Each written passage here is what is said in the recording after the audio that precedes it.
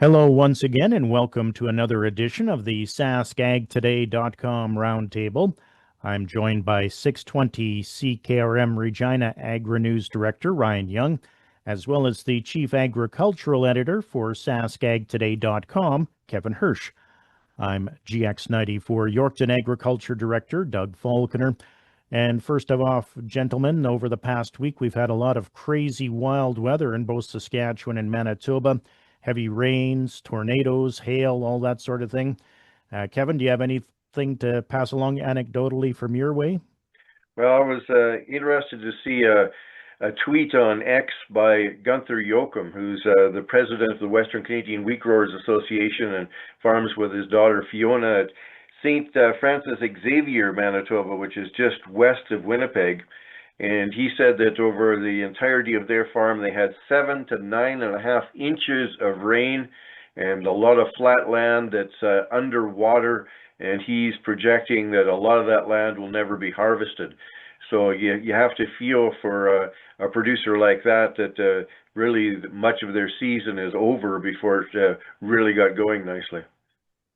Yeah, there was a report Stonewall, Manitoba, which is just north of Winnipeg, had 10 inches of rain in one shot. So that's an awful lot of rain. Ryan, how about your way out in that Regina area? What's the latest there? Well, for us, I can remember it was early on in the week. I was out and about in the city when the heavy rain and hail came. It was reported that the hail was the size of golf balls, and it was a lot of hail. Didn't do any damage on my vehicle, though, but I did hear anecdotally some other people were less fortunate. They had their windshields busted and stuff like that.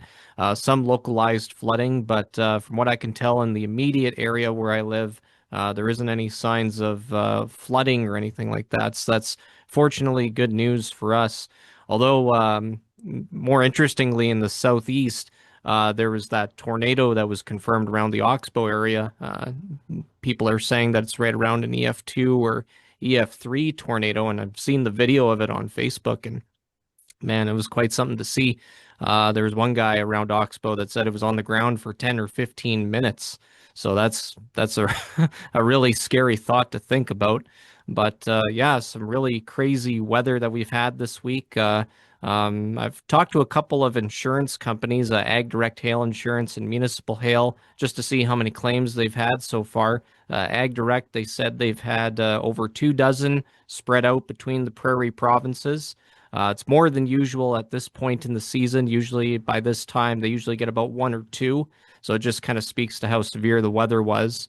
And then municipal hail, by comparison, just for Saskatchewan, they've fielded 30 claims so far. So expect that number to increase as we go on with the growing season here. And yeah, hopefully we don't have any more severe weather like this again.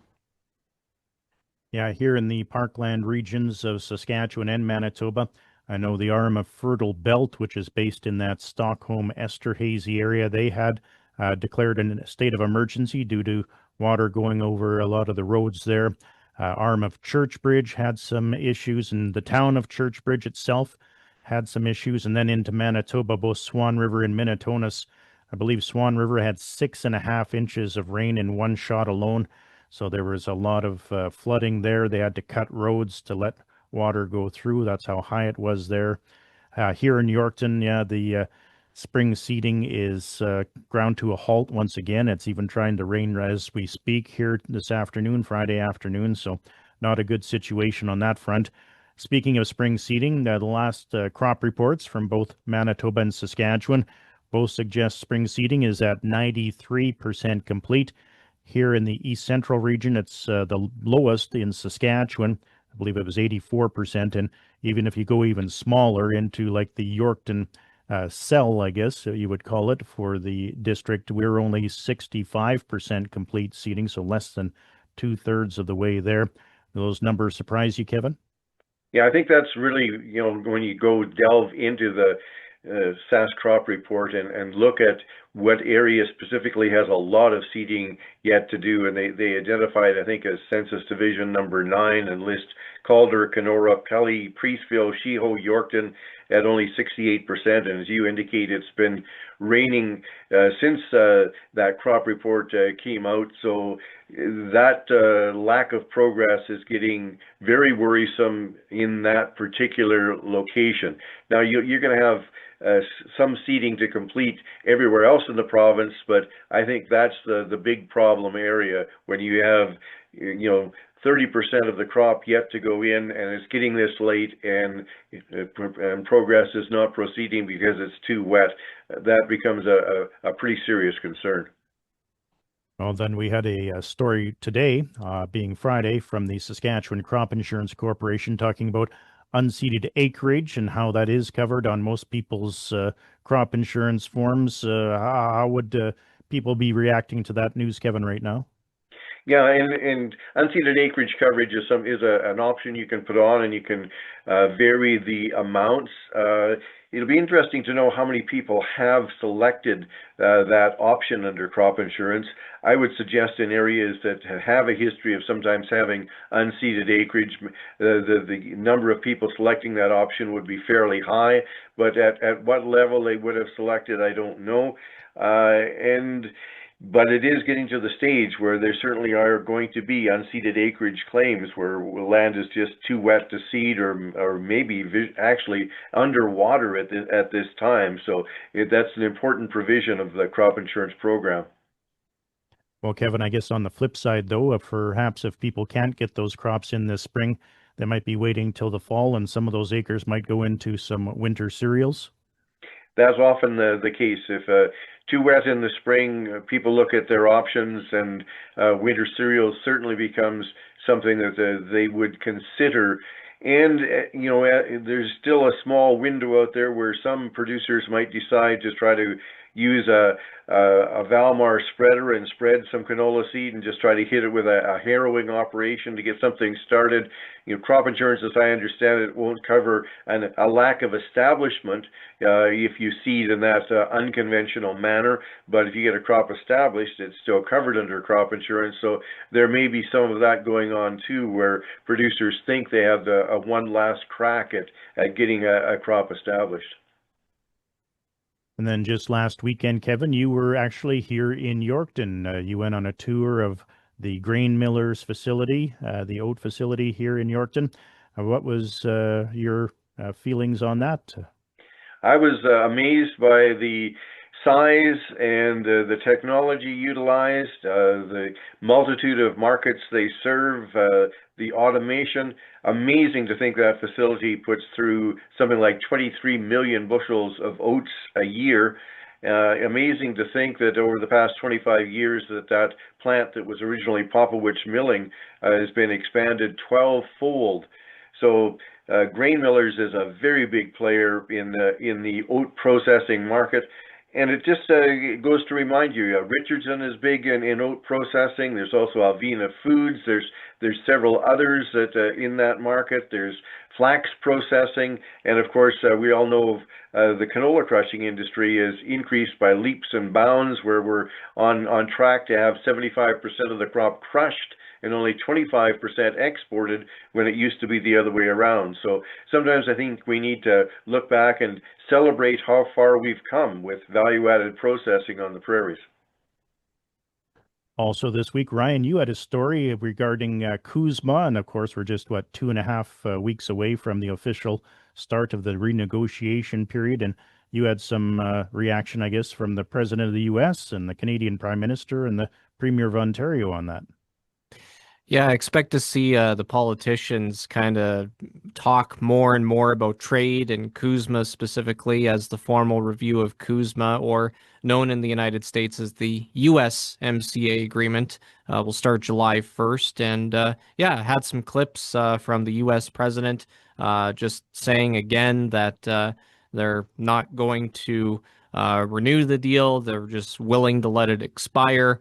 And then just talking again about, the Canada and Mexico need the U.S. more than the other way around. And interestingly enough, It's not necessarily that the trade agreement itself will expire in the summertime. It's just the fact that the review process is underway and that the current version of the trade agreement is, 6 years old to this point. So we still got at least a decade left before we actually have to renew the trade agreement. It's just that if we can't come into an agreement on an extension for another 16 years, it'll have to be reviewed on an annual basis by all the three countries. So just a little tidbit of information there. In response to that, Doug Ford, usually the kind of the spokesperson, I guess, amongst premiers and politicians when it comes to anything with the U.S. president. Just saying that from what he's heard on both sides of the aisle down in the States, they want to get a deal done as soon as possible. And then the Prime Minister, Mark Carney, last week saying, excuse me, saying last week that there's a number of what he called technical issues or trade issues that need to be worked out with all three countries with the U.S. So with the U.S. and Canada, he said there was about 30 issues that they need to work out, and with the U.S. and Mexico, it's double that, around 60. So long ways to go there. And again, just kind of expect more of the rhetoric and the chatter to increase as we get to the review and likely during the review as well. Kevin, what's your gut feeling on Kuzma? Is Donald Trump playing hardball or just bluffing, or what's he up to here? I want to hear Ryan's imitation of Donald Trump. He does a very good Donald Trump voice imitation. Maybe for another time. I just sort of sprung that on you, Ryan. But it's hard to tell with Trump whether he's serious about Kuzma not being renewed, whether he's just a bargaining chip. Who's the last person he talked to? How does he change his mind? We see him flip-flop on various things, but I think it's going to be difficult negotiations, and I'd be surprised if we come out with as good a deal as we have under Kuzma. But anything can happen, and everybody will be watching and trying to figure out and read the tea leaves as to what is happening. Also on Thursday, the federal government unveiled its national food security strategy. What did you think about that, Kevin? Well, going through, and it's a long document, and I haven't read the 27-page document. It doesn't go as far as the NDP has set up national food stores or grocery stores, but it does talk about things like establishing food terminals and hubs for independent grocers. Not quite sure how that will work. As far as producers are concerned, when I go through it, I really think that what's going to matter is the whole area of red tape reduction for producers that they continue to promise and did promise in this strategy, so that crop protection products and even pharmaceuticals in the veterinary industry can be approved more readily and a more timely basis for producers. And I think that from a producer, from a farmer point of view, that's the major thing in this document that would have an impact. Also this week, Ryan, you had a story regarding the Horizon School Division and Nutrien and a special, I guess, project that will be starting up this fall in Lanigan. They announced this week that there's going to be what they call a hydroponic grow container at Lanigan School. So it's basically an indoor farm that will help students learn and get a hands-on learning experience about food production and agriculture. It's going to be funded by Nutrien from a $250,000 gift.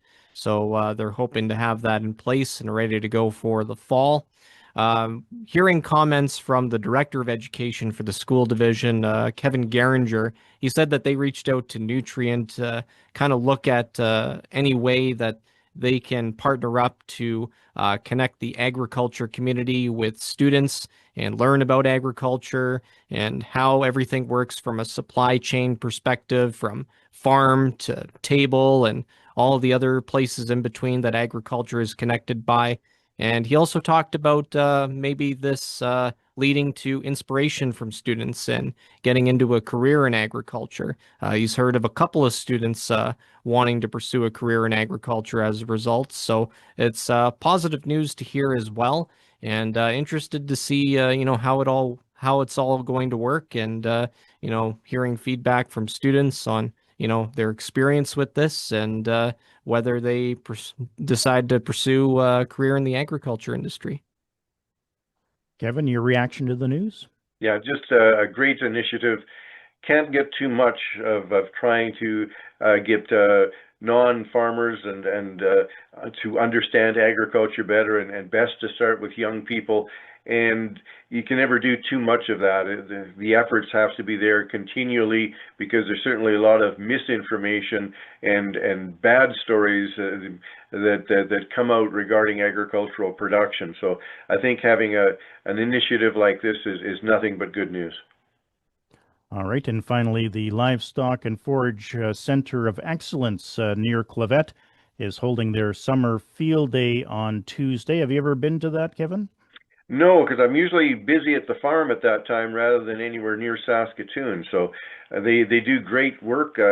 Scott Wright is, I think, an excellent leader there. People like Dr. Bart Lardner working out of that facility. I think that it's a real gem as far as having that research. Used to be more at Tremunde Farm at Lanigan, but they've moved their livestock research just to the outskirts of Saskatoon, to the Livestock and Forage Research Center. So a lot easier for the researchers coming out of the university to get out there, rather than having to travel back and forth to Lanigan all the time. So it does excellent work, and it's excellent that they showcased it at the field day. And you can still pre-register for that event, www.usask.ca. They do prefer that you pre-register. There's no cost, and they do provide a lunch, so I'm sure that'll get a few people there. On that note, that'll wrap up this week's edition of the SaskAgToday.com Roundtable.